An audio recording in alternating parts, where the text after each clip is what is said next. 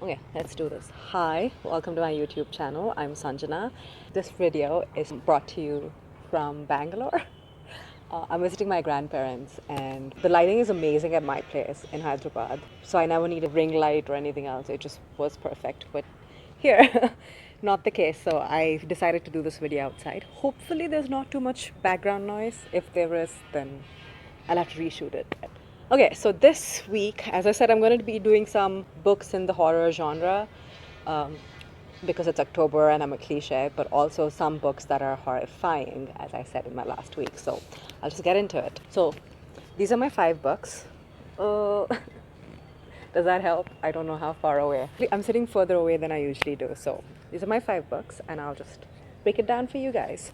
The first book I have is very in theme with the pandemic this year and just like the feeling of the world is ending, which is The Sixth Extinction by Elizabeth Kolbert.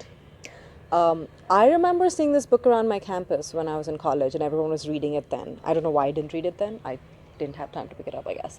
It basically, the argument the author is making is that there have been 5 mass extinctions in our history, and we're currently in the 6th one. It is supported by a lot of research because, all fauna, flora, animals, everything is dying out at a rate unheard of in our current times. I'm pretty sure the argument is going to be that we are to blame for it. It doesn't say in the back, but I'm pretty sure we are the reason it's happening. We are causing the mass extinction. Before it was like a meteor once, the ice age once. This time it's us. We are causing it. So I want to read it, and I will give you guys more details about it when I finish reading it. But right now, that's all I know about this book, and I'm sure it's great. It has a lot of good praise. Like Al Gore wrote a blurb in the back for it. And for those of you who don't know Al Gore is, which election did he run for? I think he ran against Bush in 2000, whenever Bush became president. He's an environmentalist from the Democratic Party in the United States. Yeah, he's big. And I think he was pretty big in the computer science world too. But yeah, he was a presidential nominee, but then he just disappeared. And there's a whole thing about how the election was rigged against him. He was actually supposed to be president, but Bush somehow won by messing with the Florida votes. That's all I remember. He also has a great documentary about environmentalism on climate change. Ooh, I forgot the name. I'm going to put it up down here. But he's pretty cool, so for his praises, great. The next book I have is The Heart of Darkness by Joesph Conrad. This book is told from a white man's perspective, but it's set in Africa, so it was kind of a cliche of the time then, where like a lot of the indigenous people or minority stories did come from a white protagonist perspective. The premise of the story is Charles Marlowe is the protagonist, and he's looking for an ivory trader in Africa, and he just goes deeper and deeper into like African inlands. And the literal description is he comes across scenes of brutality, torture, slavery, and horror, which is why it's my pick for this month. Another line I really liked is a journey not only into the depths of the African jungles, but also into the dark recesses of human soul. And I thought I'd give a shot because it says it's about the hypocrisy of the European colonialism. I mean, I know ideally we don't want minority stories told to us by white people, but if you're going to point out the hypocrisy in your own tribe, then sure. And another reason I wanted to read this is because it is a classic, and I'm trying to read at least one classic every month. I have another one this month, but this is for sure one of them. I'm excited to read this book because it's a classic. I really should have looked up how to pronounce this name before I made this video. Okay, the next book is Rebecca by Daphne du Maurier. I'm definitely butchering that last name. I think it's French, and I don't know how to say French names. I'm not even going to attempt it. The movie is coming out for this book on the 23rd or 24th of October. That's why I wanted to read it. It might be a thriller. I don't know if it's proper horror, but it's definitely a thriller. I was convincing a friend to read this book with me after watching the trailer, and I told her it seems very Jane Eyre and Wuthering Heights-y. And then I found out that this is actually a fan fiction version of Jane Eyre. Shoot. What's her name? The one who lives in the attic. I forgot. I mean, I'm shooting on my phone, so I can't even look up quickly. And my laptop's like way over there. Never mind. This is Jane Eyre for the modern world. So I kind of have an idea what the story is going to be, but I'm still really excited for it because I like gothic horror stories. Yeah, so this should be fun. And the movie has great star cast. It has Lily James and what is his face? The Winklevoss twin from Social Network and Oliver from Call Me By Your Name.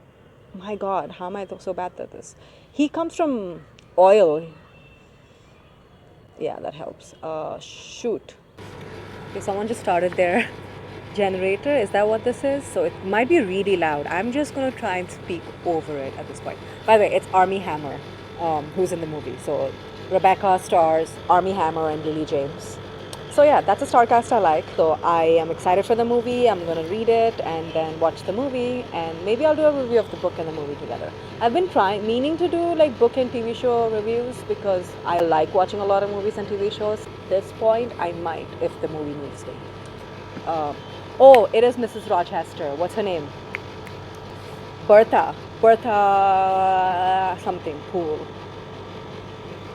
Isn't she supposed to be mixed race or black? Or Creole? I think she is. Oh, there's a whole commentary there about white men marrying black women in like Jamaica and all these other places and just having them for mistresses. And didn't ever think about it.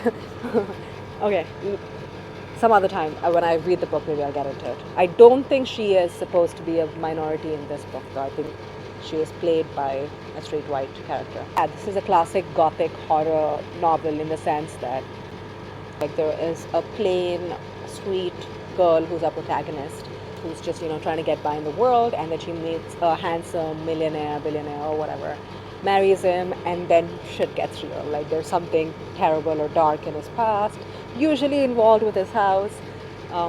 There's been a lot of movies that are this way, but movies and books, it was very popular genre for thrillers for a while.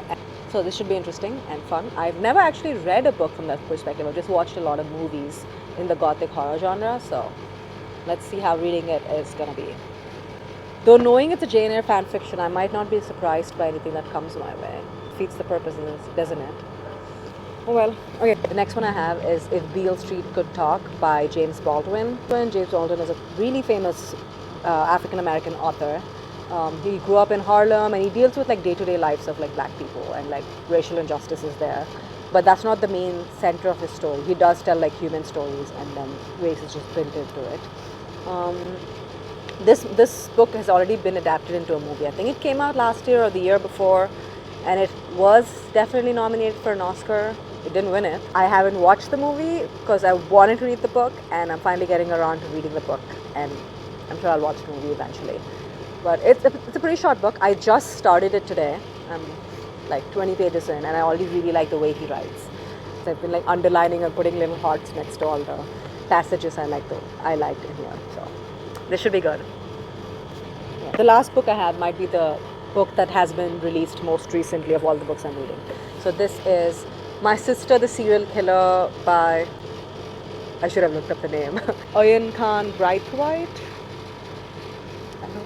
I recently finished reading Americanah by Chimamanda Ngozi Adichie. This is also set in Nigeria.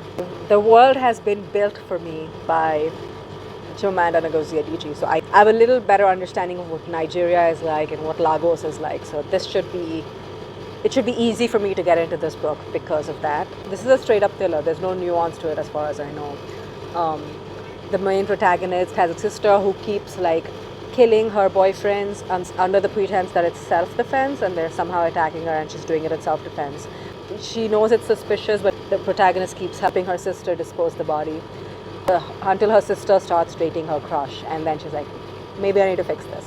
So this should be fun. It has good reviews, and unlike the art, I really hope this is completely filled with like twists and turns and just like you don't see things coming, and I want it to be like the perfect encapsulation of the horror genre.